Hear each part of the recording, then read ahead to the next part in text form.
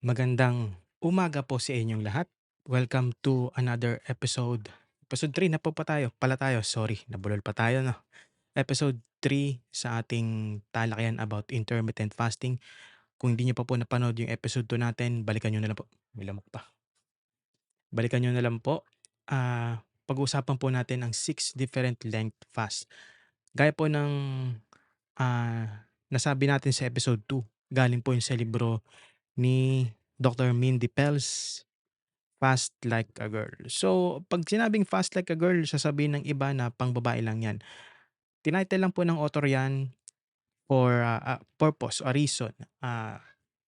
Basically, oo, tama, pangbabae 'yan, pero marami rin tayong matututunan diyan, tayong mga kalalakihan sa libro niya. At, may sinabi siya sa first few chapters of her book na puwede rin 'yan kahit sa lalaki kasi in general po yung tinutukoy niya. But in the other chapters, may ano pa dito, story kasi about sa mga kababaihan kaya siguro yun din yung na-title niya, Fast Like a Girl. So pag-uusapan po natin ngayon sa ating mga taga-subaybay, una sa lahat, welcome po sa another episode ng ating, The Mind Speaks podcast. Welcome po kayo. Ito po yung podcast na wala ng intro-intro, usap agad dahil dun din naman pupunta 'yan. Well, in the future, malay natin makagawa po tayo ng short intro. Meron po iba-ibang klase ng, fasting, mga ating taga-subaybay. Una, ayan po yung tinatawag na intermittent fasting. Yan po yung kilala ngayon at alam natin at ginagawa halos lahat. So, ano po yan? 12 to 16 hours yung intermittent fasting. Sa intermittent fasting, ayan po ang target niya, weight loss, brain fog, loss of energy. Ngayon, una nating ibabahagi ang weight loss pagdating sa intermittent fasting, which is 12 to 16 hours. So sa weight loss, basahin po natin dito sa kanyang libro. There's no doubt that intermittent fasting will unstick your weight. Not only does the science continually prove this, but I have had a front row seat to hundreds of thousands of people who have lost weight just by fasting 15 hours a day. This happens because you are flipping that metabolic switch and for the first time getting your body to make energy by burning fat. Once your body is using that fat burning energy system, weight tends to drop off quickly. So ito po yung napakahirap sa atin mga taga-subaybay. Yung imbes na marami sa atin bago mag-intermittent fasting, marami tayong tinry at kabilang na rin po ako dyan. Pag-gym, ah, diet, ang nangyayari pa crash diet, 'di ba? So, ang itong intermittent fasting makatutulong 'yan na yung katawan natin slowly ma-introduce yung metabolic switch natin. Gaya nga ng sinabi dito sa libro nito, na yung body natin ay magbu-burn ng taba, fat, 'di ba? O yung mga bilbil natin sa tiyan. Yun talagang pinakamahirap, 'di po ba? Ang pag-burn ng fat. Next is brain fog. So for most people, their fat burning energy system will start to make ketones around the 15-hour mark of intermittent fasting. Ketones will supercharge the brain, gifting you with a great mental clarity. It often feels like someone turned on a light switch in your brain. You will feel focused and clear.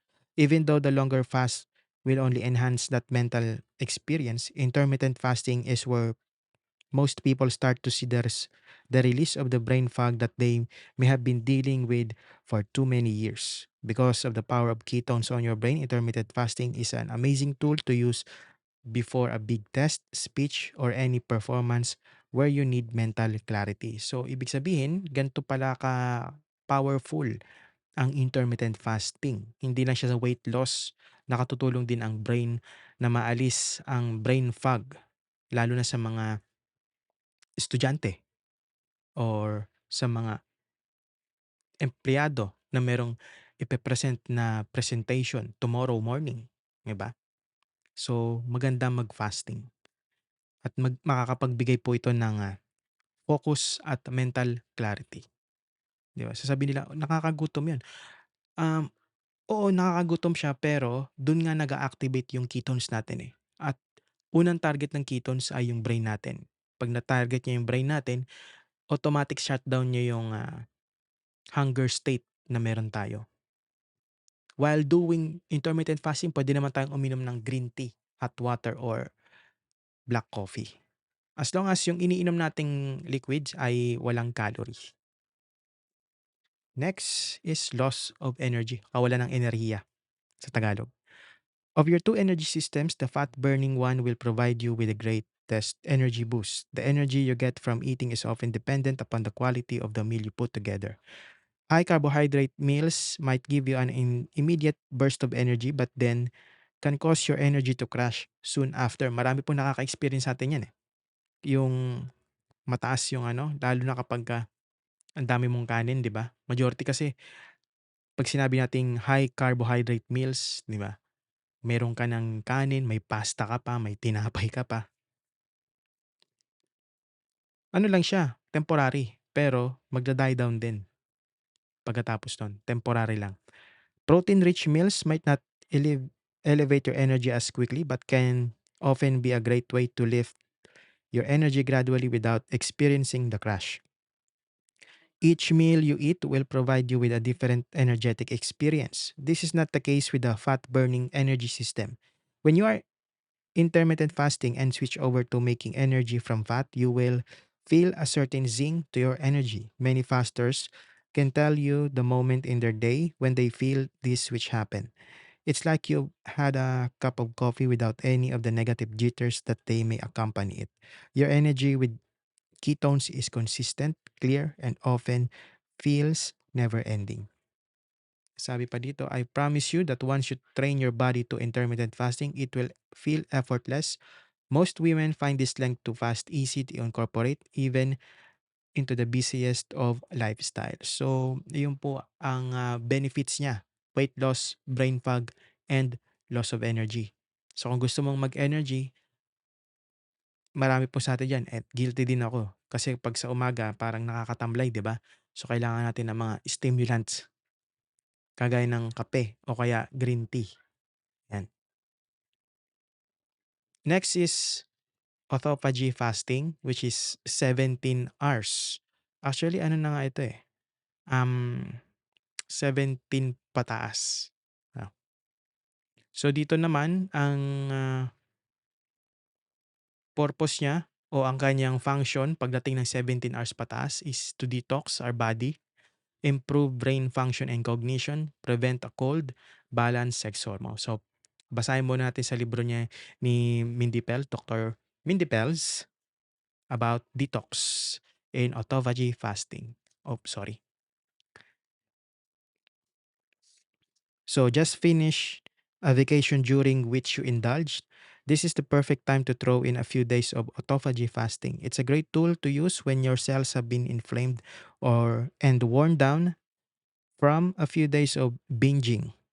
Think of autophagy as this magical eraser that will undo the damage of poor diet created within your cells. After the holidays or post vacation is the perfect time to lean in to this cellular healing tool. Autophagy can repair the mitochondrial damage that occur when there is an influx of toxins flooding your bloodstream. So, ibig sabihin, pang-detox ng malinis yung ating katawan dahil naging ano tayo sa mga nakaraang bakasyon, di ba? Naging abala sa pagkain or paglamon. Oh, 'di ba? So yung cells natin imbis na ma-regenerate sila sa pamamagitan ng ano mo, ng fasting mo, hindi kasi tuloy-tuloy tayo sa pag-consume ng pagkain. Next naman, improve brain function and cognition. The brain benefits of intermittent fasting built with autophagy fasting. The neurons in your brain are highly influenced by autophagy, making it a powerful tool to slowing down neurodegenerative generative aging, improving memory recall, enhancing mental cognition, and experiencing greater mental clarity and focus. Lean into autophagy fasting when your mind is unfocused, memory is sluggish, or you need more mental power to learn a new skill. Wow. So, There's nothing to explain about it kasi kagaya kanina yung sa brain fog 'di ba sa, intermittent fasting pa lang, yung brain fog na yon at least dito sa autophagy fasting mas na enhance pa yung pag-alis ng brain fog. Nagkakaroon pa tayo ng more, clarity, function, and cognition. Prevent a cold. Autophagy fasting has amazing powers over the immune system. Remember this when you go into a panic after someone has sneezed on you. Empower yourself that in that moment by fasting longer so that you can stimulate autophagy. When your cells are in a state of autophagy, viruses and bacteria that enter them can't replicate. This is key during cold and flu season, a pandemic, or anytime someone around you is sick. Any fast that's longer than 17 hours will trigger autophagy and help you stay immune strong. So ano po nga natin sa episode 2, na bahagi nga po natin dun sa ating mga taga-subaybay na nung pandemic, wala tayong nabalitaan sa social media or sa TV na mga pulubi nagkaroon ng COVID. Magkaroon man sila ng COVID, saglit na saglit lang yan. Kasi nga po, yung kanilang eating habits, 'di ba? Hindi sila nakakain ng 3 times a day, 5 times a day, 7 times a day, 'di po ba? So, heighten na heighten ang kanilang immune system. Makapasok man yung virus, hindi yung makaka-replicate at agad yung mamamatay. Balance sex hormones. Para sa mga babae ito, your ovaries are very responsive to autophagy. This makes autophagy fasting useful during your pre perimenopause years. When you are trying to get pregnant or with a diagnosis of polycystic ovary syndrome or PCOS, as it can bring health as it can bring health back to your ovaries and balance out your hormones. Studies done on PCOS are proving that a key root cause of this hormonal condition is dysfunctional autophagy. In 2021, a small study of 15 women with PCOS revealed that 5 weeks of restricting their eating window to an 8-hour time frame not only improved menstruation but also contributed to weight loss, a reduction in inflammation, and lower insulin levels, all hallmark challenges of PCOS. Because the thecal cells surrounding our ovaries are so influenced by autophagy, hormone production is best balanced using a longer fast. My clinical experience has taught me that going into states of autophagy is incredibly helpful for declining hormones that are often experienced with perimenopause and infertility. Cycling in a longer autophagy fast once or twice a week often helps maximize sex hormone production. Hmm, How much more para sa ating mga kalalakihan? Di po ba? So, ayun po. Para sa mga kababaihan po dyan, itry nyo po ang autophagy fasting which is 17 hours pataas. Pero kung bago lang kayo, huwag nyo biglain. Of course, andyan yung irritation, sakit ng ulo. That's part of it kasi your body is the body is telling you to eat. Nagugutom na kami, boss. Gutom na kami. Pakainin mo kami. Yan, kaya nag-aano sila. Para bang ah, parang nagre-rebelde, 'di ba? Pero in autophagy state, ah, may experience yun yan. Kasi na-experience ko din po yan eh. Aha. Third is,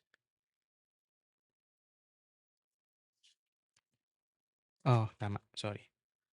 Third is gut reset fast. Yung sa ating gut, parang sa mga intestine o bituka natin.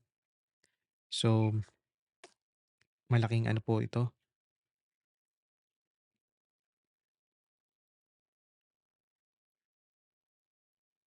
Sabi dito, basahin ko muna. If I had a favorite fast, sabi ng author, the gut reset would be it. Here's why. It's easy, time efficient, and has a major impact on your microbiome. When you are in a fasted state for 24 hours or more, it's long enough to get a burst of stem cells released into your gut to repair its inner mucosal lining, which may have been damaged from years of chronic inflammation. This is the magic length of fasting to start seeing significant changes in your gut health.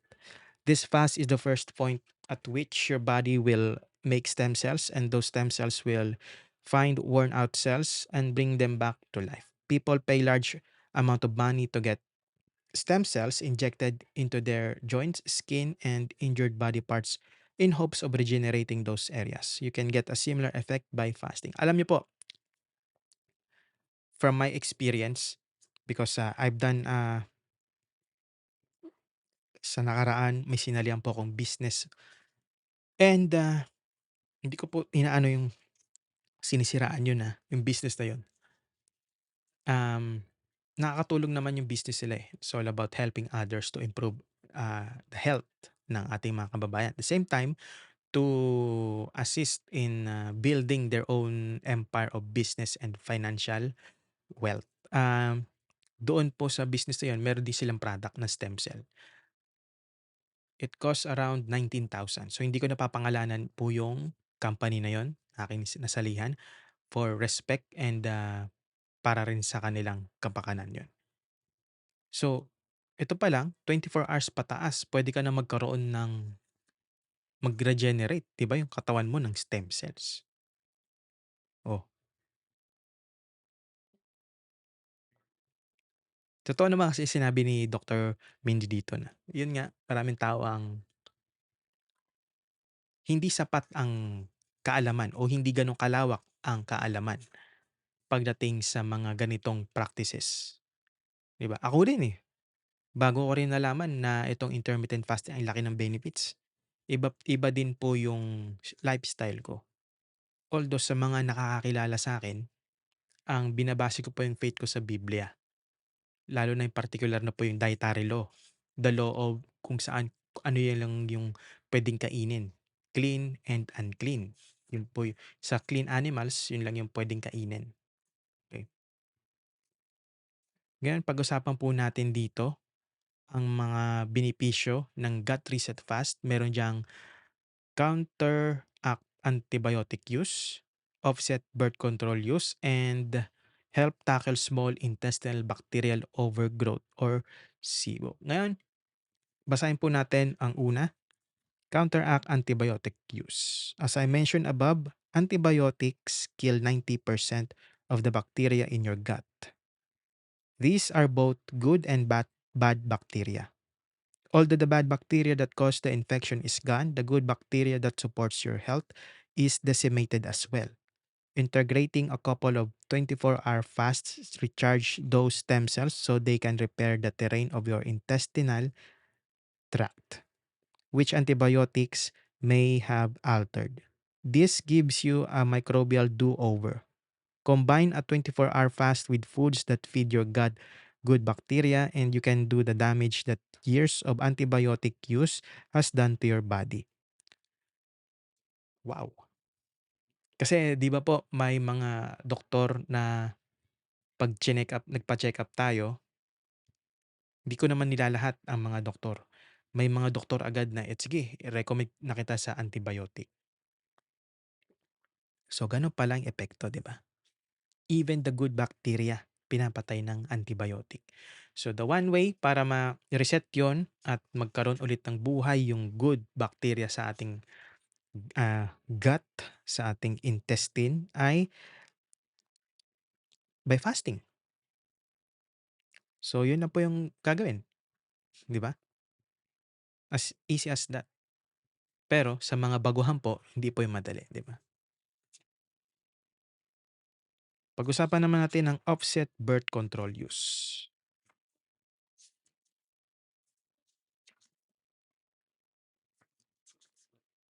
The birth control pills the birth control pill kills microbial diversity, contributes to a leaky gut, and creates an environment where yeast grows. A leaky gut is a condition in the gut where the tight junctions of the thin mucosal lining open up and toxins, undigested food, and harmful pathogens pathogens can enter the bloodstream, causing the body to have a systemic inflammatory response. Many women have been on the pill for decades and are left with the nasty side effects of a leaky gut as a result. Just because you stop using this medication doesn't mean the gut damage it has done goes away.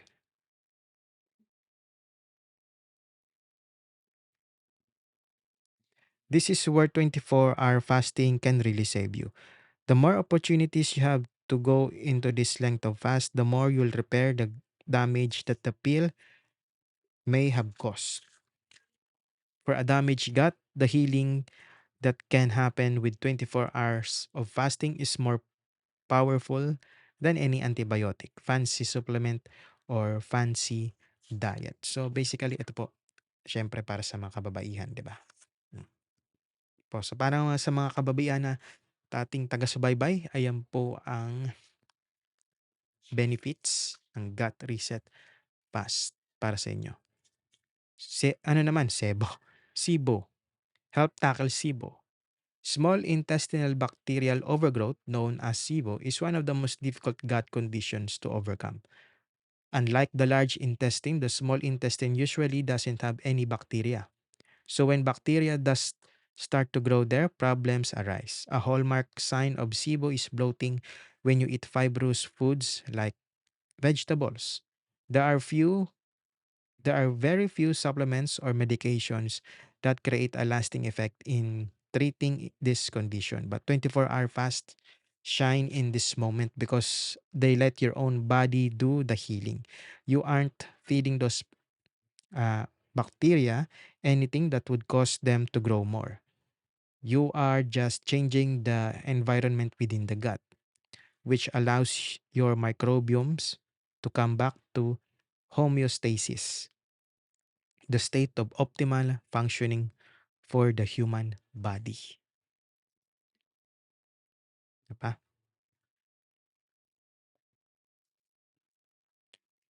Based from my experience,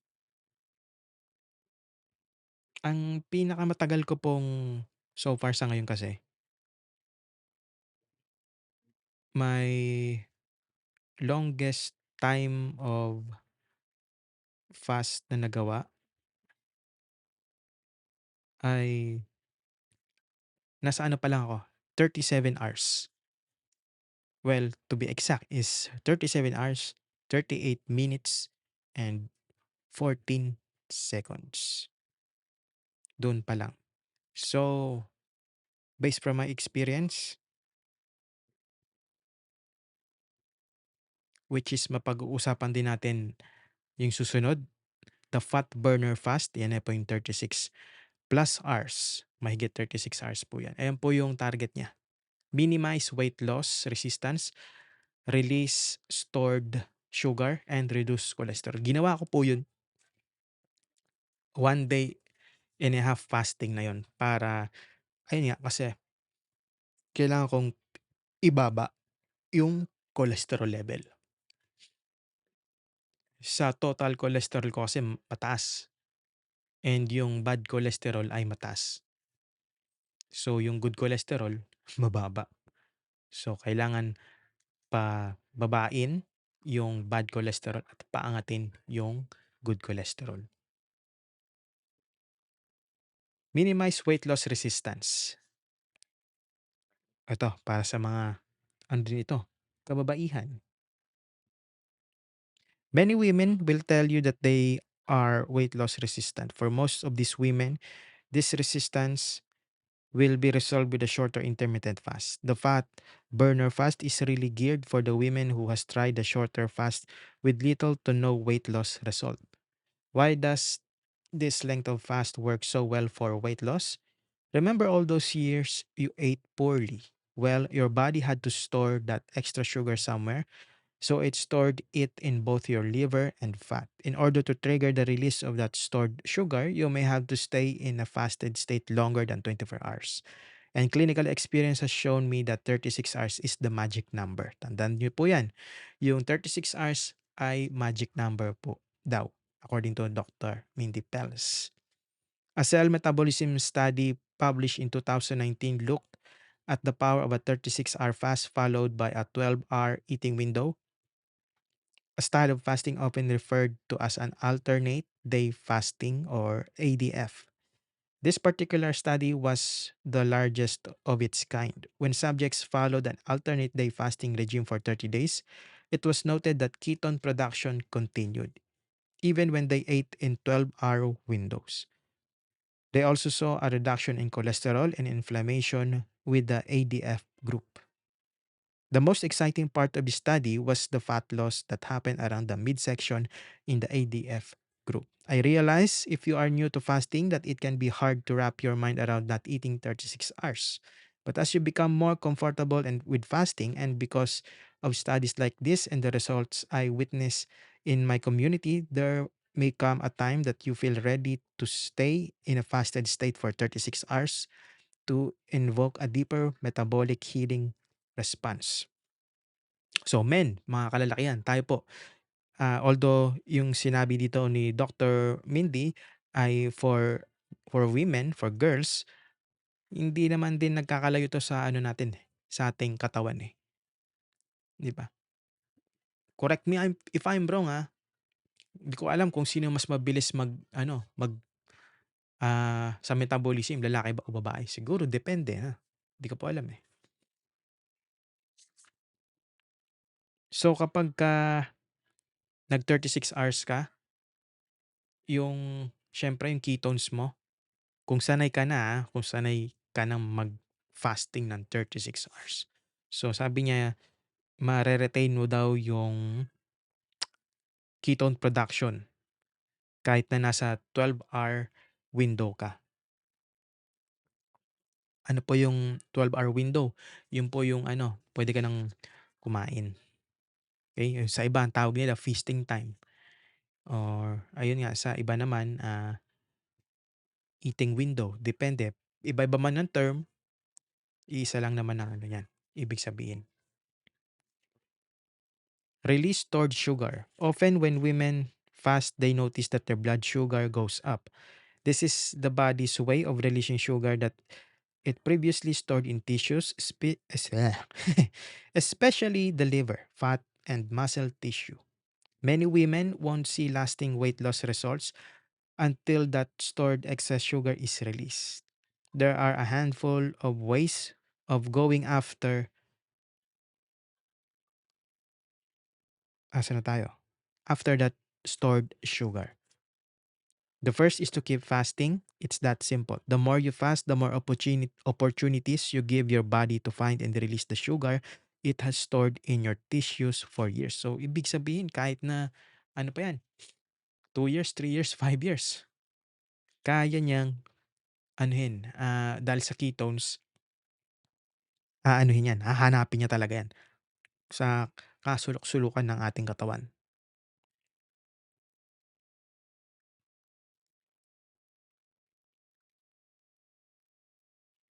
If you want to speed up the process and get that stored sugar to release more quickly, throw some 36-hour fast into your fasting mix. This length of fast is magic for applying just the right amount of stress on your body so that it has no choice but to let that sugar go. So, this is I noticed nung na-try ko yung itong fat burner fast. Um, ano, talagang nagising ako ng madaling araw sa gutom. Pero, nag-ano ako, yung tubig ko nilagyan ko ng ano, ng pipino. Di ko alam kung na-break ko ba yung fast ko o hindi kasi merong iba na sabi pagka during fasting hours, pwede kang maglagay ng ayan, pipino sa tubig. Yung iba agree, yung iba disagree. So, whatever it is, hindi ko alam kung na-break ko ba fast ko nun. Kasi iba talaga yung ano na yun, yung gutom. At saka pagising ko nun sa umaga, pagdating ng tanghali, parang ano iba yung katawan ko nun. Siguro kasi nga first time nung 36-hour fast na yun, parang pakiramdam mo sa loob merong mga parang mainit yung pakiramdam mo sa ano, may gumagana. Oo, parang yung active lahat sa katawan mo. Hindi ko makakalimutan yung experience na yun. Pero ano naman, until now, kahit na 'pag weekdays sa fasting ano ko, practice, nakakaramdam pa rin ako ng gano'n. Pakiramdam ko yung katawan ko 'pag 'di ako kumain, nung nagfa-fasting ako, may ano, may nag-ooperate yung may mainit pakiramdam ko gano'n sa katawan. Reduce cholesterol. Cholesterol is made in your liver. When your liver has been dealing with high influxes of sugar, inflammatory fats, and toxins, you will often see your cholesterol levels rise. The liver also makes ketones. Longer fast, like a 36-hour fast, can not only jumpstart the liver's ability to make ketones, but also repair the liver so that it stops overproducing cholesterol. Wow. Often, when a woman goes onto a low carbohydrate, high fat diet, she will see her cholesterol rise. This indicates that her liver is congested and needs some fasting help. Research plus clinical experience has proven time and time again that when you go into a 36-hour fast, you force the liver to clean up its act and make ketones for fuel. As the liver is healing during this longer fast, you will see cholesterol levels come down. During this length of fast once a month can often be the cholesterol solution you've been looking for. So, sa mga taga-subaybay po natin na mataas ang cholesterol level din, maganda din po ito para sa atin, 'di ba? Next is dopamine reset fast. So, nangyayari po 'yan 48 hours pataas. Basahin po yung natin yung kanyang definition dito. This length of fast is what I consider a mental health boost. As mentioned previously, fasting can repair dopamine receptor sites, creating new dopamine receptors, and improve your dopamine pathways. There is also specific evidence that fasting longer than 24 hours makes your dopamine receptors more sensitive. For the past several years, I have been leading my online community through different length fasts. I call it Fast Training Week, where as a community we practice fasting for different lengths of time. And every time, the 48-hour dopamine fast seems to improve people's mental health more than any other fast. The interesting part of this length of fast is that the fast itself doesn't bring mental clarity immediately. Rather, it's in the weeks that follow when your whole dopamine system is regenerated that you will feel the benefits. So, ibig sabihin, ito po yung after effect pala niya. Hindi agad-agad, no? Mga giliw nating taga-subaybay. Often, just one 48 fast will do this for you. When you do want to lean into a 48-hour fast, when you want to, ayun na nga, reboot dopamine levels and lower anxiety levels. Ayan, pag-usapan po natin yung reboot dopamine levels. Not feeling joy in your life is often a circumstantial situation but a neurochemical one. As I mentioned previously, sometimes we have been so flooded with dopamine-rich events throughout our day that our dopamine baseline gets elevated, making it harder to experience those joyful moments. Dopamine is your molecule of more or molecule of more. Although a dopamine high can be exhilarating, a rush of this neurotransmitter never leaves you feeling satisfied. This is when a good old-fashioned dopamine reset fast can reboot your dopamine levels and bring back your joy. It doesn't take a lot of 48-hour fast to reset the system. Often once a year, you can do the trick.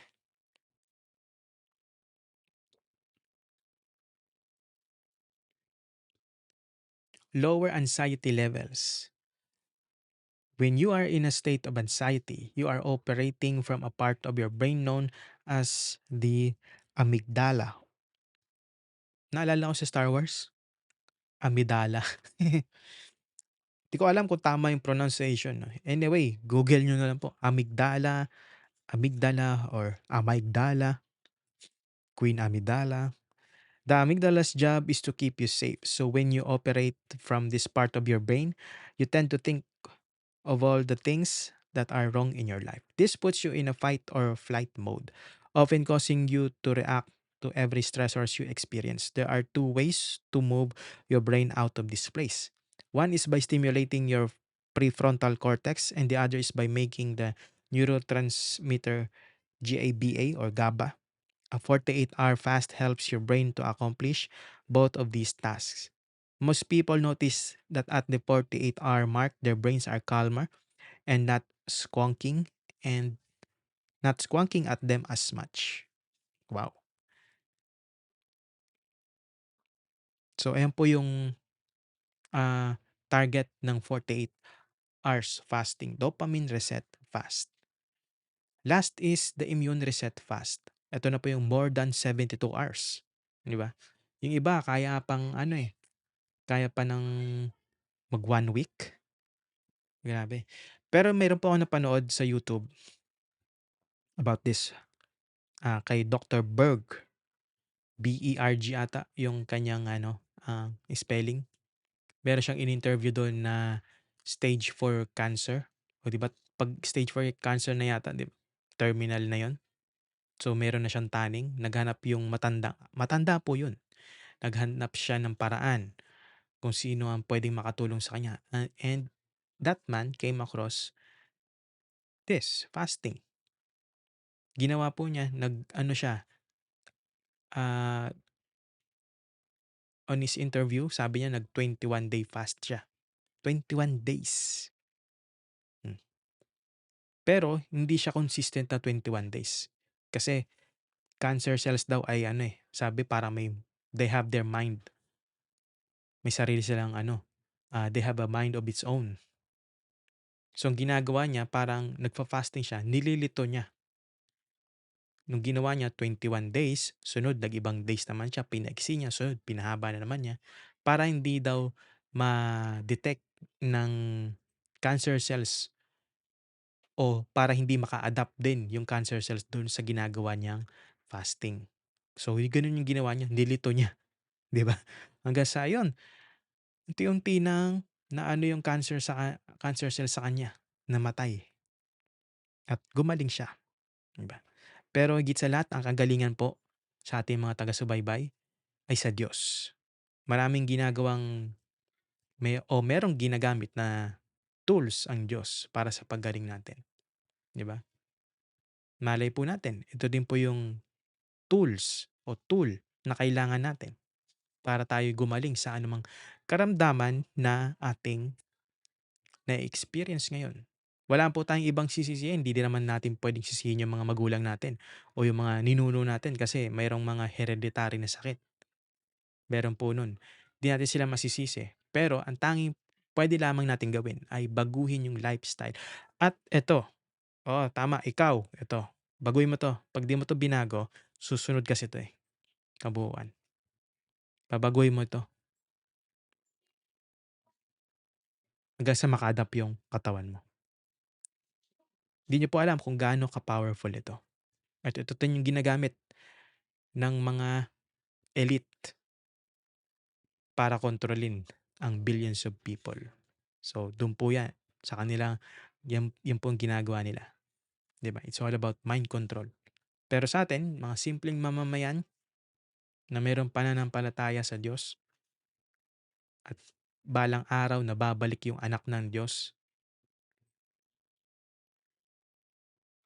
ay gagawin po natin ang ating makakaya para itong katawan natin na ibinigay ng Diyos ay ingatan natin. Itong templo na dapat banal na spirito ang nananahan ay maingatan natin.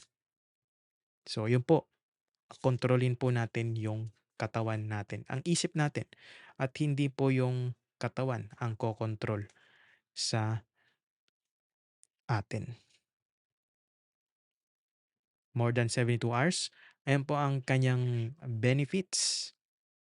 Ease a chronic condition, prevent chronic disease, alleviate pain and stiffness of relentless musculoskeletal, tongue twister, musculoskeletal injuries.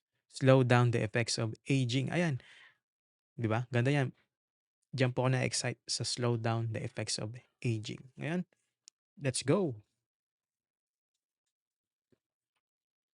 Eto muna. Basahin po muna natin ang definition ng author in the immune reset fast. This fast is often referred to as the 3 to 5 day water fast. The reason many go up to 5 days is because at 72 hours in a fasted state, your body regenerates stem cells. Revitalized stem cells are able to find injured body parts and make them anew again. After 3 days of fasting, new and improved stem cells can have a dramatic healing effect on aging cells.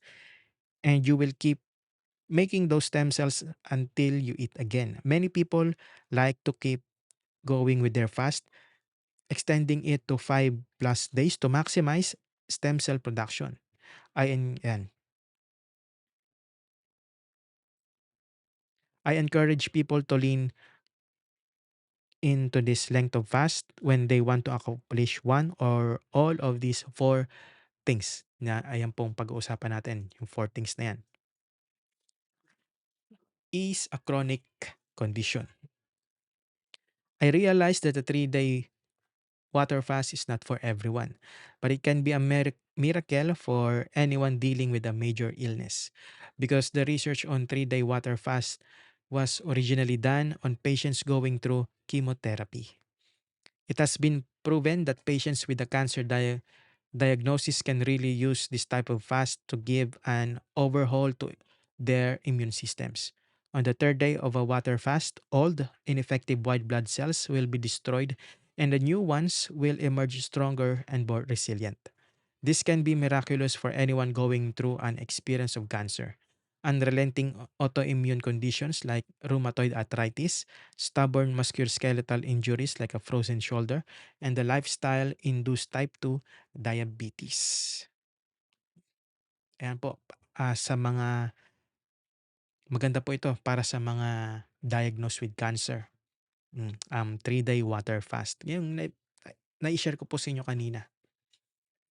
Ngayon, di naman po dapat natin tumalon agad into conclusion. Sila yon kasi ganyan eh. Yes, tama na yung matandang yon yung may terminal na yung kanyang sakit. Actually, tinaningan na yun eh. Tinaningan na siya. And then, ayun nga, gumawa siya ng paraan. So, hindi siya sumuko. Matanda na po yun. Matanda na yun. Kung ikaw na sasabi mo may kondisyon ka, ay hindi para sa akin ang fasting at huwag kang panghinaan ng loob. Kasi ito nga, makapangyarihan ito eh. Pag sinabi mo sa sarili mo, hindi ko kaya, hindi talaga niya kaya. Susunod to, katawan mo.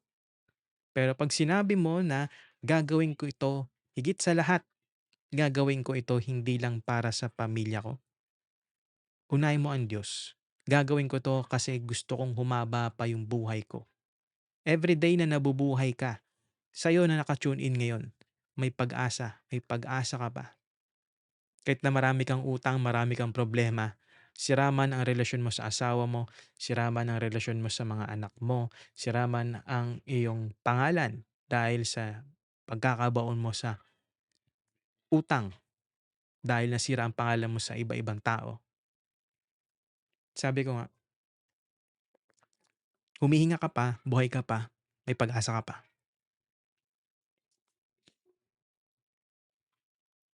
Prevent chronic disease. Although not well researched, many experts believe that 3-day water fast done 1 to 2 times a year will help you get rid of any cancer cells that they may be building up in your body. We all have cancer cells within us. What stops those cancer cells from turning into tumors is a properly functioning immune system. Physical, emotional, and chemical stressors wear down our immune system, rendering it ineffective in detecting these cancer cells. Because of the efficacy of a 3-day water fast on rebooting your immune system, many like to use this length of fast as a preventive tool.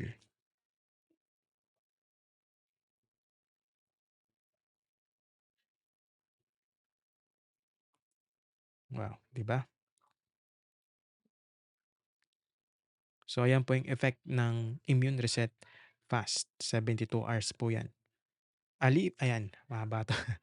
Alleviate pain and stiffness of relentless musculoskeletal injuries. Stem cells that are revitalized as a result of 3 days of water fasting aren't there just to repair your immune system.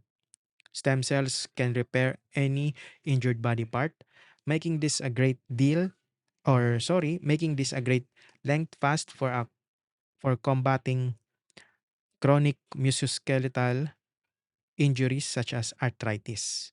In my clinic, I have seen this length of fast work like a charm for the most stubborn injuries. In recent years, stem cell injections have become a trend among aging athletes who are trying to overcome the chronic degeneration that can occur to joints from repetitive exercise. These stem cells can cost up to tens of thousands of dollars per injection. With my patients who suffer with these related injuries, I like to have them try a 3-day water fast first to see if their body can make their own stem cells and heal the injured body part. I even tested it on myself with an Achilles tendon injury I had that wouldn't go away. I tried everything to heal it: rest, massage, chiropractic treatments, herbs, acupuncture, you name it. I tried it, yet it still persisted. As a last resort, I went on a 5-day water fast and it healed. No joke. The pain was gone and never has returned. That's the power of a longer fast. Wow, di ba? Siya mismo si Dr. Mindy, ginawa niyang 5-day water fast.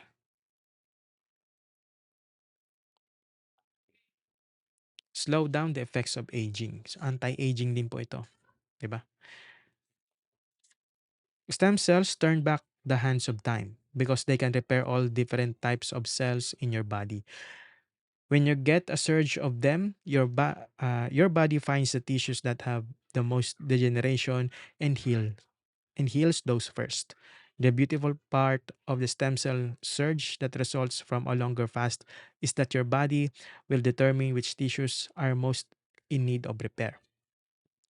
It takes at least 72 hours for stem cell production to begin. A lot of fasters who want anti-aging effects go a few days past the 72-hour mark, giving their body as much of a stem cell surge as possible for healing, knowing that once they eat, the stem cell production turns up. Hopefully, you are seeing the bigger picture of how powerful fasting can be for your health.